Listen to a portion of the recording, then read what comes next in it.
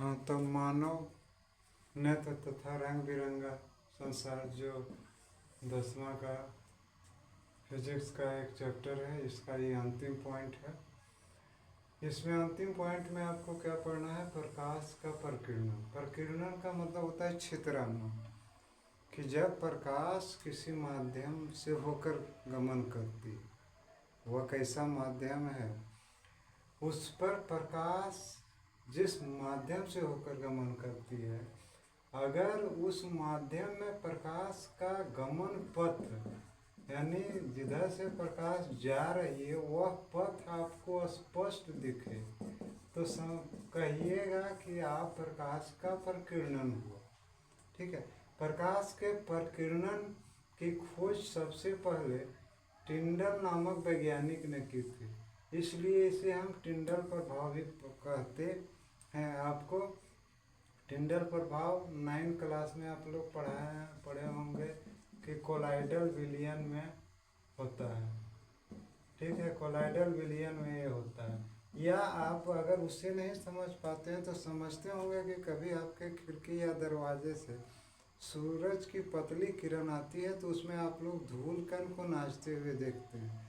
वो धूलकण जो नाचता हुआ दिखता है वो प्रकाश का प्रकीर्णन या टिंडल प्रभाव का उदाहरण है। या बहुत घने वन में अगर चले जाएं तो वहाँ तो कैनोपी होता है, वितान होता है, पेड़ के ऊपर पेड़ होता है, तो उससे छन करके जो सूरज की किरणें आती हैं वह भी टिंडल प्रभाव दिखाती है। इसमें 1-2 क्वेश्चन है जो साइंटिफिक कॉज देने का है, जिससे आकाश का रंग नीला क्यों होता है। आपको बताया गया है कि श्वेत प्रकाश 7 रंगों में बंट जाता है।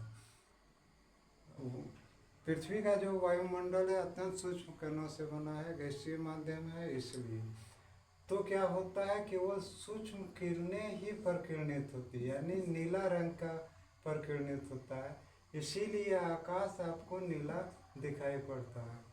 ठीक है।